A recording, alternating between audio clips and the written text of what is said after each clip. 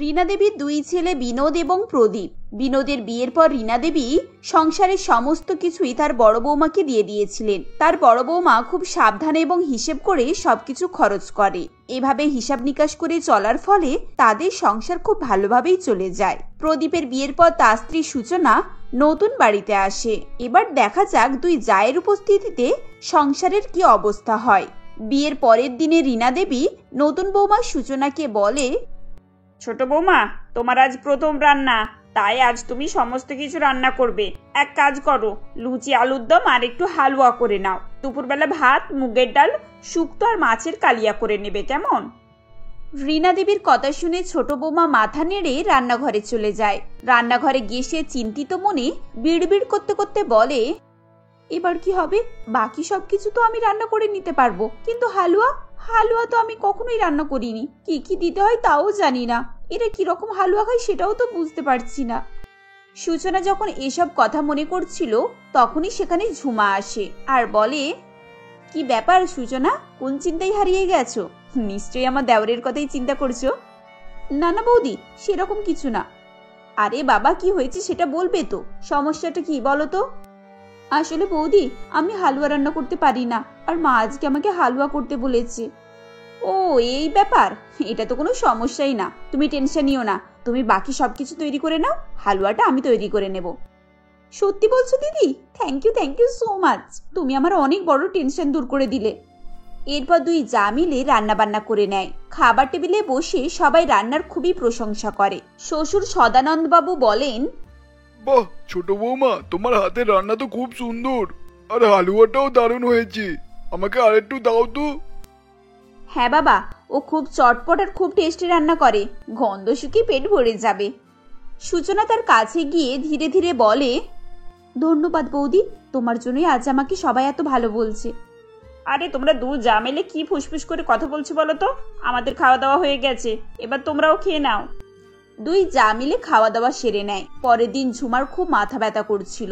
সে একটু দেরিতে ঘুম থেকে ওঠে। কিছুক্ষণ পর তার শাশুড়ি তার কাছে গিয়ে বলে, বৌমা, অনেক বেলা হয়ে গেল। ছোট বৌমা তো ওদিকে সব রান্না বান্না সেরে ফেলেছে, তুমি এবার গিয়ে কাপড় চোপড়গুলো কেচে নাও। বেশি দেরি হয়ে গেলে কাপড় শুকনো হবে না। হ্যাঁ মা, আমি যাচ্ছি। সূচনা ততক্ষণে সমস্ত কাপড় চোপড় ধুয়ে শুকনো করতে দিয়েছিল। এসব দেখে ঝুমা বলে, আরে এত সব কাপড় তুমি একা কেচেছো? হ্যাঁ বৌদি, আমি তোমার কাপড়গুলো সব কেচে নিয়েছি। আসলে তোমার মাথা ব্যথা করছিল তো, তাই আমি সকাল সকাল উঠে সব কাজগুলো করে ফেলেছি। থ্যাংক ইউ সূচনা, তোমার মতো যা যেন প্রত্যেকের বাড়িতে হয়। এভাবেই দুই জায়ের মধ্যে খুব মিল হয়ে যায়। মাসের শেষে হিসাব করতে গিয়ে ঝুমা দেখে যে খরচ অনেক বেড়ে গেছে। সে মনে মনে বলে, আরে এই 2 মাসে তো খরচ অনেক বেশি বেড়ে গেছে, কিন্তু কি এমন হচ্ছে যে এত টাকা খরচ হয়ে যাচ্ছে? না না, আমাকে একটু ভালো করে সবকিছুটা লক্ষ্য রাখতে হবে। দুপুরবেলা ঝুমা সূচনার ঘরে তাকে ডাকতে যায় এবং বলে, আরে সূচনা তো এখানে নেই, ও ফ্যান চালিয়ে কোথায় চলে গেল? এই জন্য তো বিদ্যুতের বিল এত বেশি এসেছে। এই মেয়েটাও না। এরপর ঝুমার রান্নাঘরে গিয়ে দেখে সূচনা সেখানে বোতলে জল ভরছে। তাকে দেখে ঝুমা বলে, সূচনা, তুমি এখানে আছো আর তোমার ঘরে ফ্যান চলছে? বাইরে বেরোনোর সময় ফ্যানটা অফ করে বেরোতে পারো না? জানো তো এসব করলে কতটা বেশি বিল ওঠে। আসলে দিদি, আমি শুধু জলের বোতলটাই ভরতে এসেছি, এক্ষুনি চলে যাব, তাই আর ফ্যানটা অফ করলাম না। দেখো সূচনা, এগুলো ছোট ছোট ব্যাপার, তবে এগুলোকেও ভালো করে লক্ষ্য রাখতে হবে, না হলে এরকম অল্প অল্প করতে করতে অনেক টাকা খরচ হয়ে যাবে। তারা যখন এভাবেই কথা বলছিল তখন সেখানে রীনা দেবী এসে বলেন, কি ব্যাপার বৌমা, তোমরা কি নিয়ে কথা বলছো? কিছু না মা, আমি যাচ্ছি, আমার খুব ঘুম পাচ্ছে। এই বলে দুই বৌমা সেখান থেকে চলে যায়। রীনা দেবী কিছুই বুঝতে পারে না। পরের দিন সূচনা কাপড় কাচতে বসেছিল, তখন ঝুমা গিয়ে তার কাছে বলে, সূচনা, তুমি এত সার্ফ ইউজ করছো, চারিদিকে ফ্যান হাতে ভর্তি হয়ে গেছে। দিদি, তুমি শুধু সার্ফটাই দেখছো, কত কাপড় রয়েছে সেটা তো দেখো। এতগুলো কাপড়ে এতটা সার্ফ তো লাগবেই, বলো? আরে যতই কাপড় হোক, অল্প সার্ফ দিয়ে ভালো করে পরিষ্কার করা যায়। এতে করে সার্ফও খরচ হচ্ছে আর জলও অপচয় হচ্ছে। এভাবে দোকানের জিনিসপত্রে বেশি টাকা খরচ হবে, আর জলেও তো বেশি বিল দিতে হবে। তোমায় তো বারবার বলেছি হিসেব করে খরচ করো। এভাবে খরচ করলে তো 1 কেজি সার্ফে 10 দিনও ভালো করে হবে না। এভাবেই ঝুমা প্রত্যেকটা বিষয়ে সূচনাকে কথা শোনাতে থাকে। প্রথমের দিকে সূচনা চুপচাপ থাকতো, কিন্তু বারবার ঝুমার এই ধরনের কথাবার্তায় সেও তার ধৈর্য হারিয়ে ফেলে।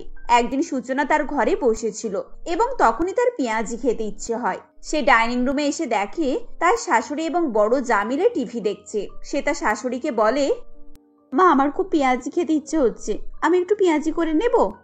খেতে যখন ইচ্ছে হচ্ছে খাবে না মানে? যাও রান্নাঘরে গিয়ে পেঁয়াজি করে নাও। আর শোনো, আমারও একটু খেতে ইচ্ছে করছে, আমার জন্যও খানিকটা করে নিও। শাশুড়ির কথা শুনে সূচনা আনন্দে রান্নাঘরে যায় এবং পেঁয়াজ কেটে বেসন মাখিয়ে পেঁয়াজি ভাজতে শুরু করে। এরপর সে সবজির দিকে তাকিয়ে দেখে সেখানে ফুলকপি আর বেগুন রাখা আছে। তখন সে মনে মনে ভাবে, আরে এখানে তো ফুলকপি আর বেগুন রাখা আছে, একটু ফুলকপির চপ আর একটু বেগুনি করে নি। অনেকদিন হয়ে গেল ভালো করে তেলে ভাজা খাওয়া হয়নি, গরম গরম চা দিয়ে আজকের বিকালটা পুরো জমে যাবে। এই ভেবে সূচনা বেগুনি এবং ফুলকপির চপ ভাজতে শুরু করে। এমন সময় ঝুমা সেখানে আসে আর বলে, তুমি এত পেঁয়াজি করছো, আবার তার সঙ্গে বেগুনি ফুলকপির চপ এসবও করছো? আরে তুমি কি বুঝতে পারছো না? আমি তোমায় বারবার বলছি কম খরচ করো, আর তুমি যত পারছো জিনিসপত্র নষ্টই করছো। এই বেগুন আর ফুলকপিগুলো তো আমি রাত্রের জন্য রেখেছিলাম, এগুলো তুমি এখন খরচ করে ফেললে। এবার রাত্রের জন্য কি রান্না হবে শুনি? ঝুমার এই কথা শুনে সূচনা প্রচন্ড পরিমাণে রেগে যায় এবং এইবার সে একটু গলা চড়িয়ে বলে, দিদি তুমি আবার শুরু করেছো? আমি একটুখানি ফুলকপি আর 1 পিস বেগুন নিয়েছি, সেজন্য তোমার এত টাকা খরচ হয়ে যাচ্ছে? তোমার জ্বালাই কি আমি খাওয়া দাওয়া ছেড়ে দেবো নাকি? দুই বউয়ের চিৎকার শুনে রীনা দেবী রান্নাঘরে ছুটে আসেন এবং বলেন, কি হয়েছে বৌমা? তোমরা কোন কথা নিয়ে এত ঝগড়া করছো বলো তো? দেখুন না মা, দিদি সবসময় আমাকে সবকিছুতে কথা শোনায়, আমি নাকি সবকিছু বেশি বেশি খরচ করে ফেলি। আজ তো দিদি লিমিট ক্রস করে গেছে, আমার খাওয়া দাওয়ার উপরেও কথা শোনাচ্ছে। আমি একটু বেগুনি আর ফুলকপির পকোড়া করেছি, সেজন্য দিদি আমাকে কথা শোনাচ্ছে। একটু বেগুনি আর ফুলকপির পকোড়া?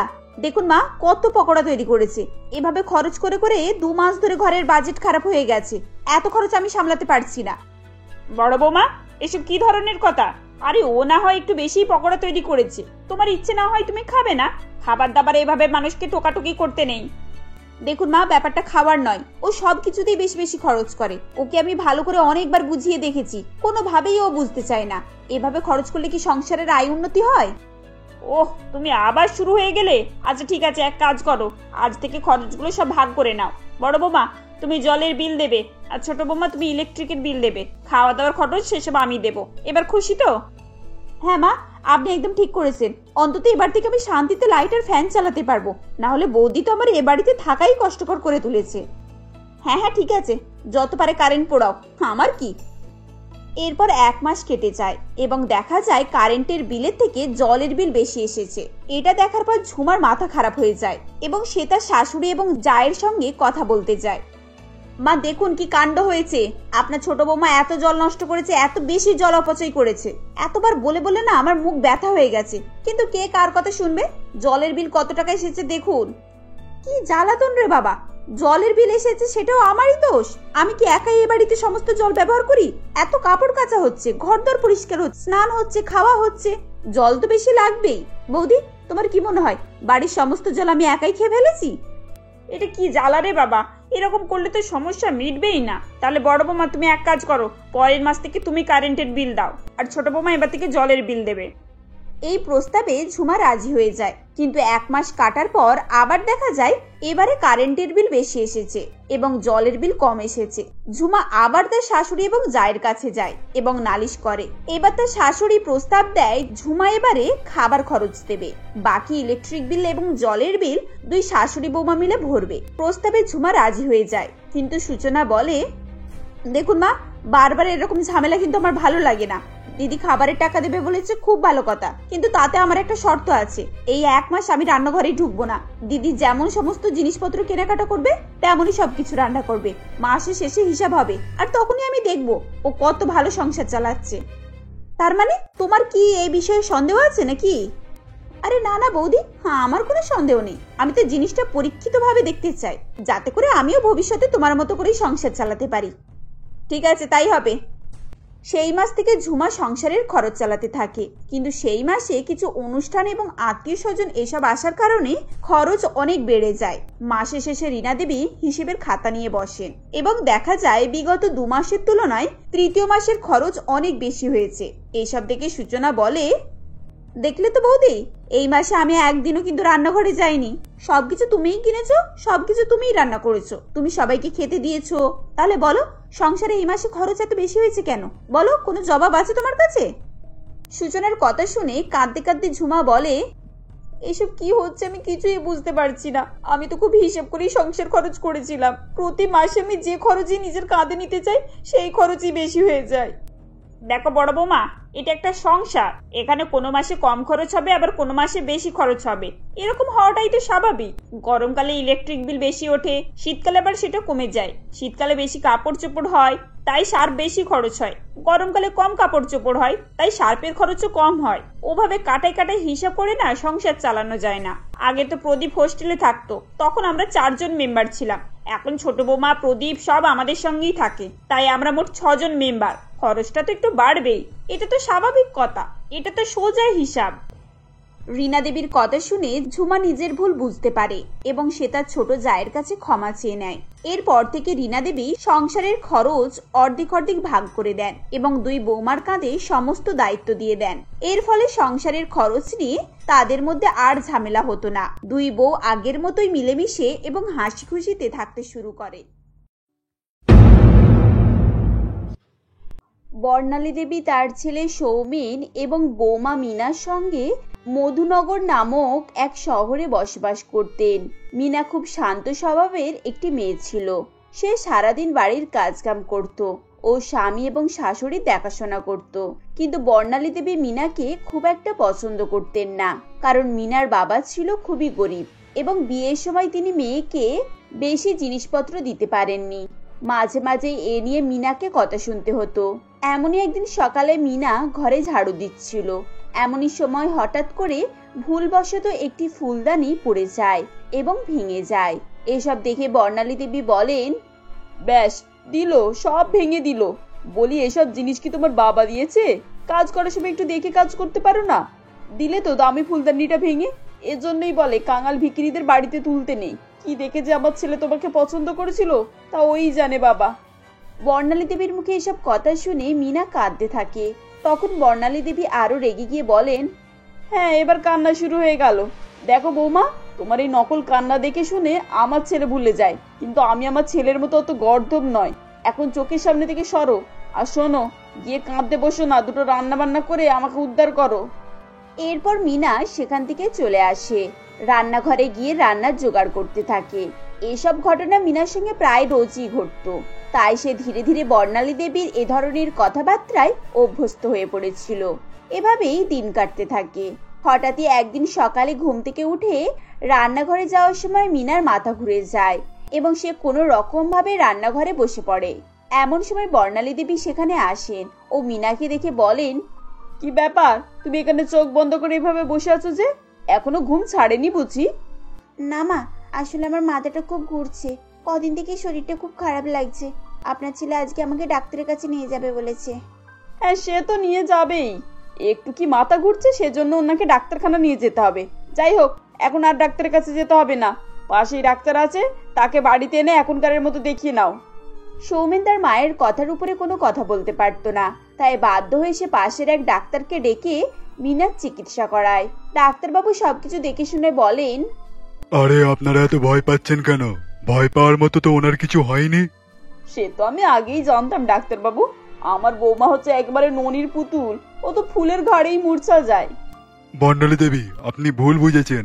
আমি বললাম ভয় পাওয়ার মতো কিছুই হয়নি, তার মানে এই নয় যে উনি মিথ্যে বলেছেন।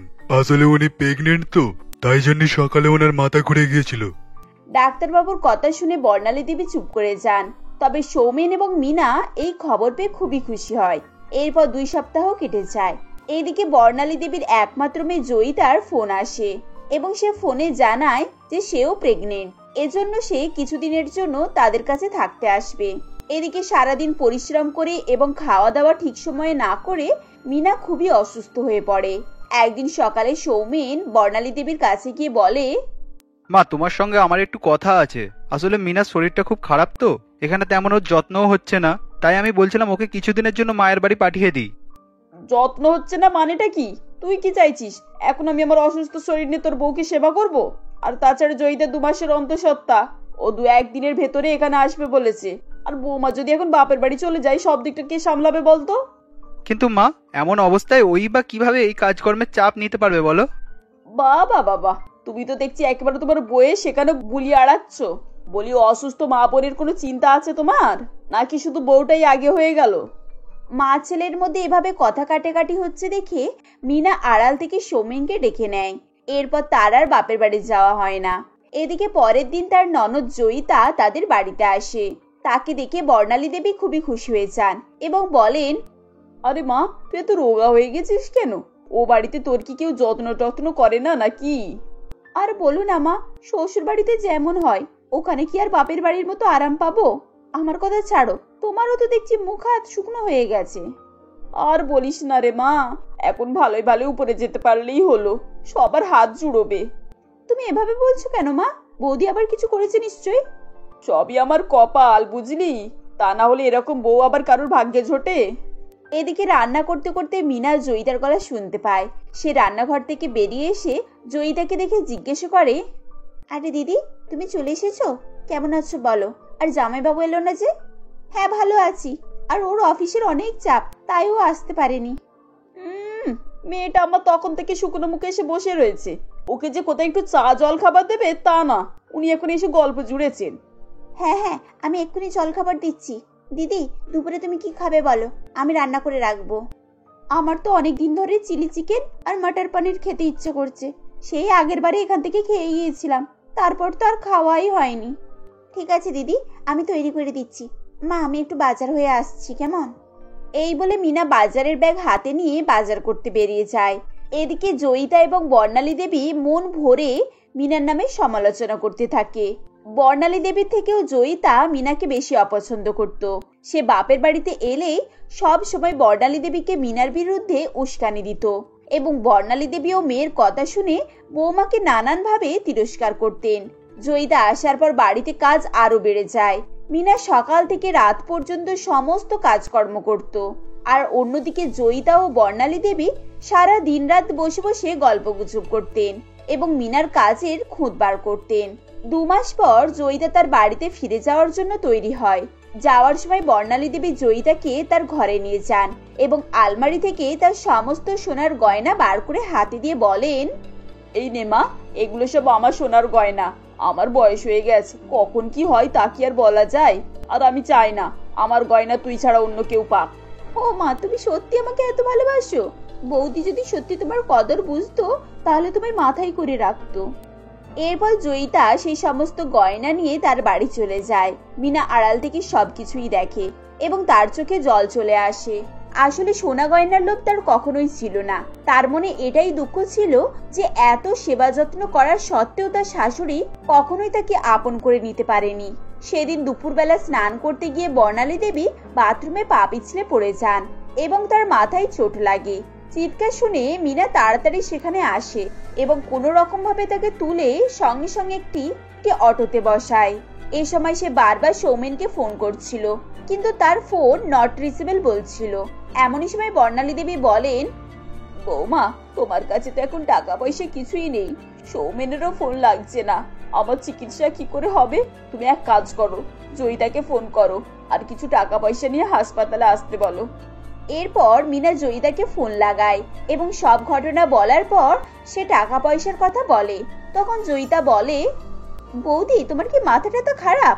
আমি এই মুহূর্তে টাকা কোথায় পাবো? একই আমার অবস্থা এরকম, যে কোনো সময় অনেক টাকা খরচ হতে পারে। এমন সময় আমি আমার গচ্ছিত টাকা খরচ করতে পারবো না। তুমি বরং দাদাকে ফোন করে টাকার ব্যবস্থা করে নাও। এই বলে জয়িতা ফোন কেটে দেয়। ফোন লাউড স্পিকারে থাকায় বর্ণালী দেবী জয়িতার সমস্ত কথা শুনতে পান এবং তার চোখ ফেটে জল আসছিল, কিন্তু তার কিছুই করার ছিল না। হাসপাতালে যাওয়ার পর তার চিকিৎসা হয় এবং সন্ধ্যের দিকে তিনি একটু সুস্থ হন। তিনি মিনাকে জিজ্ঞাসা করেন, বৌমা, আমার চিকিৎসার টাকা কোথা থেকে এলো? মিনা এ কথার কোনোই উত্তর দেয় না। তিনি লক্ষ্য করেন মিনার গলায় তার সোনার হার ও তার বাবার দেওয়া বালা জোড়া নেই। তার আর কিছুই বুঝতে বাকি থাকে না। তিনি নিজের ভুল স্বীকার করে মিনার কাছে ক্ষমা চান। এরপর তিনি জয়িতার সঙ্গে যোগাযোগ বন্ধ করেন ও মিনার সঙ্গে আর কখনোই খারাপ ব্যবহার করতেন না।